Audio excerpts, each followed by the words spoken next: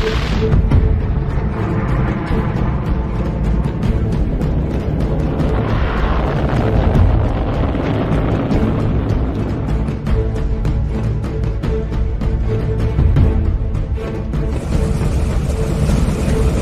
Junkers Ju-52, affectionately known by those who flew her as Iron Annie, or Auntie U, or simply Auntie. The tri-motored transport, which also served as a bomber, was to become a legend, not only for her longevity, but also for her flexibility. She was in fact as much a symbol of the Luftwaffe as the Stuka and the 109. The Ju-52 was like the DC-2 and 3, I would say an iconic aircraft, because its reliability, it's three-engine aircraft, very, very reliable, and one wonders why they weren't more frequently used in the UK and the USA, three-engine layout, because it was very common in Italy, was used quite widely in Germany, and but you just have rare cases of it in the States, like the tri-motor Ford, but it's a great solution. The Ju-52 was constructed with the same corrugated material that the Junkers company was to rely upon for over 2 decades, going back almost to the Great War. During this period, aircraft much larger than the 52, such as the Behemoth Junker G38, also used the same cladding. However, as the 30s came to a close, Junker's corrugated hallmark was starting to look a little tired, especially compared with other foreign types like the American DC-2 and DC-3. Nevertheless, Auntie still stayed in service. The Junkers company had in fact designed a replacement for Auntie prior to the start of World War II. Although they still wanted to retain its tri-motor configuration, it was in most other respects a totally new aircraft. The Ju-252. It was a distinct difference from the very famous Ju-52. It had smooth thrust wings and a very large cargo fuselage capacity. One of the main features about it was it had a wonderful loading ramp, which was operated hydraulically at the back end of the aeroplane. Now, this was a tailwheel aeroplane, but after landing, the ramp could be operated and would come down and raise the aircraft's tail. And it was absolutely top-notch. And the incredible thing about it was we actually did experiments to see how this thing would react on the airplane in flight. And at the large enemy aircraft exhibition in October of 1945, we flew this aircraft with the ramp fully open, and as a gimmick, we had a chap sitting on one of the lower steps on the ramp, obviously with a harness attached, but he was sitting there pretending to smoke a cigarette. Well, it appealed very heavily to the crowds, and it was quite surprising that this aircraft had this tremendous range of central gravity and was very trimmable in that situation. The Ju-252 had a stablemate, the Ju-352, which was made largely of wood to reduce the use of aluminum. The Ju-352 proved less successful, although they were the first transport types to use a tailgate ramp that provided a flat surface for loading. Between the two models, only 65 examples were actually produced. When Germany was attacked on 2 fronts in 1944, they went out of production, as the priority was more fighters to defend the fatherland. Another military transport which used a rear ramp also came from the drafting boards of Junkers. The Ju-290 evolved from the four-engine Junkers 90 airliner, which showed great promise as an advanced design just before the war. The Ju-90 airliner, like most other aircraft of the time, was a tail dragger. So when Junkers created a transport version, they employed the same lifting tailgate developed for the earlier 252. For the time, the Ju-290 transport was a large aircraft when it first came into service in August of 1942. When I flew the Ju-290, I was very impressed with it in the sense that it had a lovely cockpit layout, a very comfortable layout. It was obviously a civil aircraft adapted to a military role, rather like the Focke-Wulf 200. It was almost similarly armed, not quite so heavily armed as the Focke-Wulf 200, but flew very nicely.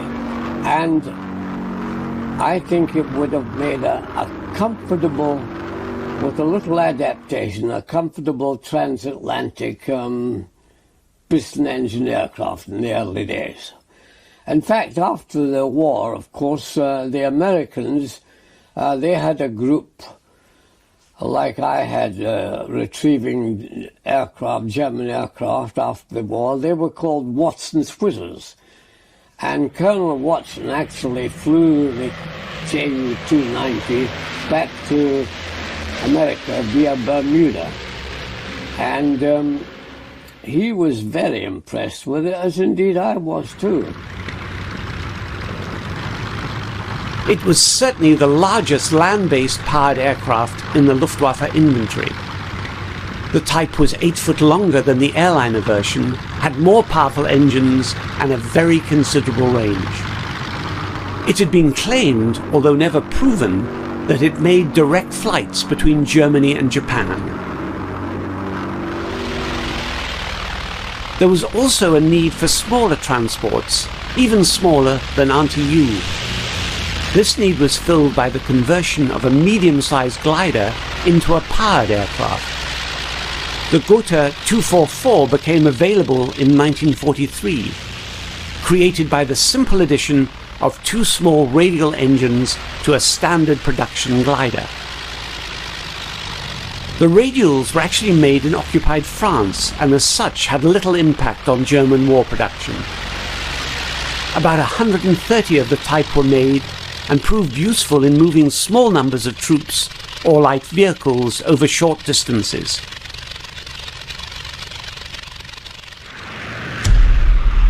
Using the same glider to power plane conversion, the massive Messerschmitt 323 was another attempt to maximize the Luftwaffe's airborne assets. The Gigant, I saw the 4-engine version and the 6-engine version of the Gigant. In fact, I taxied the 6-engine version. It wasn't airworthy, but I taxied it just as a matter of interest. It was a vast airplane, or glider, of course, and the one I taxied was the D model, and it had 6 gnome-run engines. And the 4-engine one had proved difficult, inadequate number of engines, and still had to have some assisted takeoff, such as JATO, or rocket assistance on takeoff. As pure gliders towed by aircraft like the Heinkel 111Z, they were a failure in my opinion. You had 3 Heinkel aircraft playing around with this, or the large Z, and all of them, the whole thing was a very dicey operation indeed. But once you got the 6-engine version going, it was practicable, but of course it was a large, sluggish airplane. Because of its great size and slow speed, the Me-323 was a sitting duck, and many were destroyed by the Allies. But when escorted by fighters, its ability to carry large loads was much valued by the Wehrmacht, especially in the mayhem that became the Eastern Front. Blohm & Voss built another remarkable transport aircraft, a long-range flying boat named the Viking. The BV-222 story is not unlike the Ju-90s. It was originally ordered as a commercial flying boat. However, as the war approached, the Viking evolved into a large military transport, which also performed some patrol duties. 6 powerful engines propelled the Viking. At first, they were fueled with gasoline, but the BV-222 was intended to be refueled at sea by submarines. Since U-boats are driven by diesel, the practical solution was to convert the Viking to diesel engines.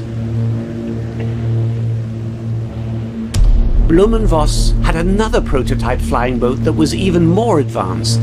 The BV-238 was designed to cope with harsher sea conditions than the Viking could handle. Working only with U-boats, it was expected to go on very lengthy missions.